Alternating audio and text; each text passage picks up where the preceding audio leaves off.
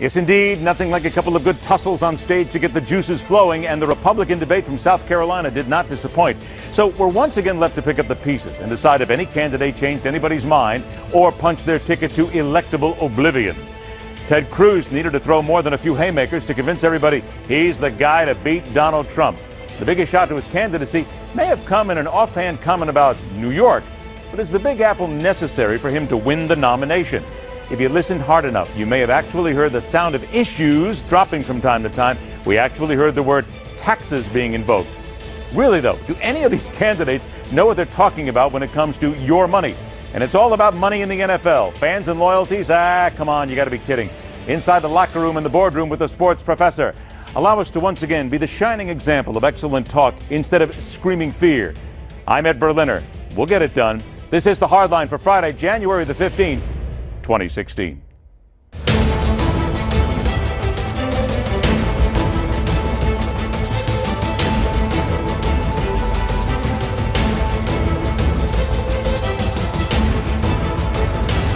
Well, I don't know. He started, and I think I finished. But I didn't like him insulting New York. I didn't like him insulting New Yorkers. He took a big shot at New Yorkers. You're talking about 20 million people. And I was here when they rebuilt the World Trade Center, and I'll tell you, there are very few places in the world that could have come back. Despite the fact what every single viewer wanted to see did not happen, Donald Trump and Ted Cruz did not enter a specially constructed steel cage for a winner-take-all death match. Marco Rubio did not rip off his shirt and untuck his Superman cape, but others on the stage managed to get off a few interesting one-liners before they were buried by the big three.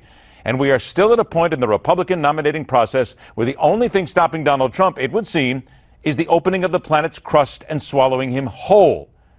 Those followers believe Donald would simply mock Mother Nature, call her a loser, and that hole would heal itself in seconds. What was said, wasn't said, should have been said, and who needs to understand this party and where they go from here, all that and more as we get to work. He is the contributing writer at Ricochet, the conservative community site for conversation and a whole lot more. He notes that he says things on TV others write about later. Rick Wilson. Joined by CNBC contributor and author of The Entrepreneur Equation. Good to welcome back Carol Roth. It is a pleasure to see you both. Let's get right to it. Carol, I'm going to go ahead and start with you. Let's not even worry about who won, who lost, and all that right now. But is it not fair to say that seeing Donald Trump and Ted Cruz actually go at it in any sort of a fight is good for this party right now and good to get the real competitive juices cooking?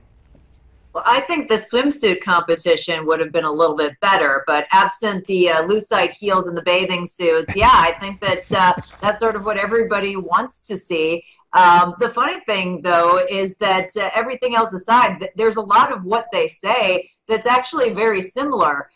So, you know, in some ways, you kind of want to see them go after, but in some ways, it was sort of enjoying the bromance, which Trump said is now over as well. All right, Rick, let me come to you. And there's that bromance question here, because a lot of people figured that, yes, indeed. And there's even this morning, you can read a lot of different articles saying that it still makes sense for Donald Trump and Ted Cruz to be on the ticket, a Trump-Cruz ticket indeed. Do you really think that's possible here? Would Ted Cruz, after all this, decide he wanted to be the Veep? Well, I think if Trump were the nominee, that Cruz would certainly accept that.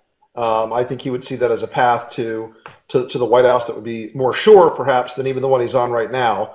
But obviously, you know, I always tell people playing the VP speculation game in January or February the year before, or the year of the election, is generally a fool's errand. Here's the question, though. Did, in your opinion, Rick, Ted Cruz do enough last night to maybe at least not dent Donald Trump, but to at least put himself on the same level and continue the fight? Well, I think Cruz helped himself last night, although I think that, you know, Trump's fans are Trump's fans. They are diehard. And like you said, short of the earth swallowing him up or a meteor striking him, those folks aren't going many places. Ted Cruz has always tried to position himself as the guy, if Donald Trump collapses, when Donald Trump collapses, to be able to take up and absorb all those Trump voters. But as long as Trump's still in this fight, those voters aren't really available to Cruz, and it's going to be problematic for him to try to reach those people. What Cruz didn't do last night was broaden beyond the sort of Trump demo and convincingly work back on some of the other things that came at him, especially from Marco Rubio. Let's talk about that, if you will. Now, Donald Trump has a double-digit lead in the race, this according to the latest poll from NBC News. We've seen these polls come out, and Donald Trump will, of course, be the first one in 8 seconds of any question to tell you and go right to the polls. So, Carol, let me get to this. And exactly what Rick said here. If you're going to make a dent at this point, do you really need to keep digging into a lot of the insults and a lot of the side issues here? But doesn't he have to go at it? And the thing that will get Ted Cruz out there, and even Marco Rubio, they've got to start hammering on the issues, and they've got to start separating themselves from Trump, or else they're just going to get run over by him.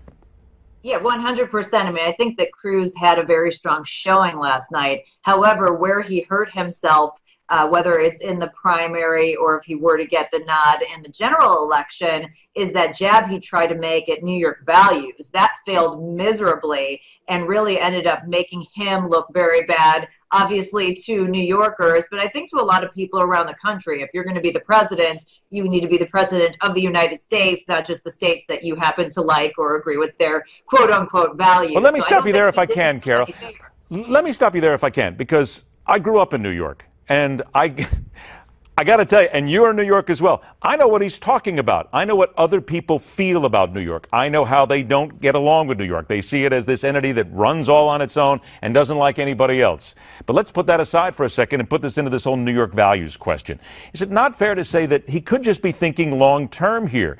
And the whole strategy is, it's not going to kill us because New York is a big liberal hotbed, no matter how you slice it. So is it just possible that he knows that he comes back, it's going to be gone in another couple of months and won't make a difference?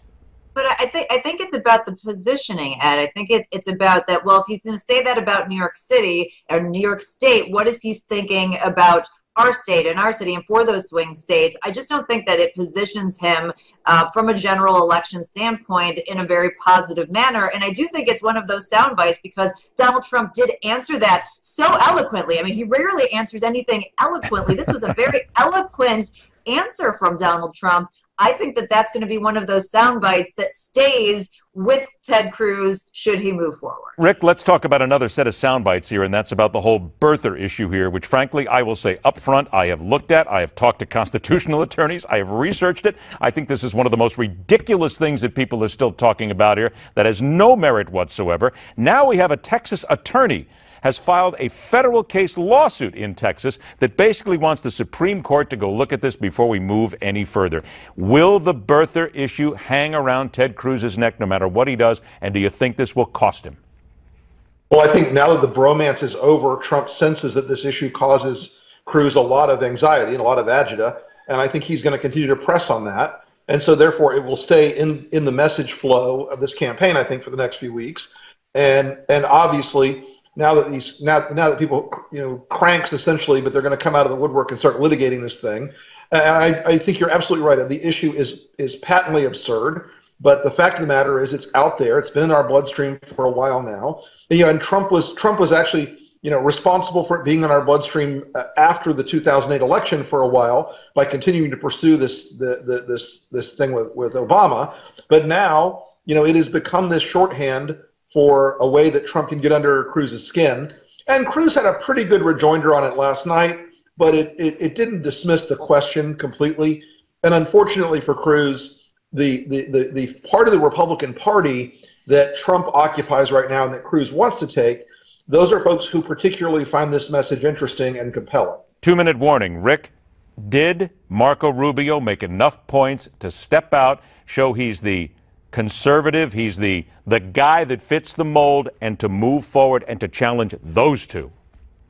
I think on foreign affairs and on the Second Amendment and a variety of other issues last night, Marco delivered his message with the usual degree of skill and style and impressed the audience. I mean, you could hear it in the room. The audience was responding to Marco very, very warmly the entire night. I think he had a terrific evening.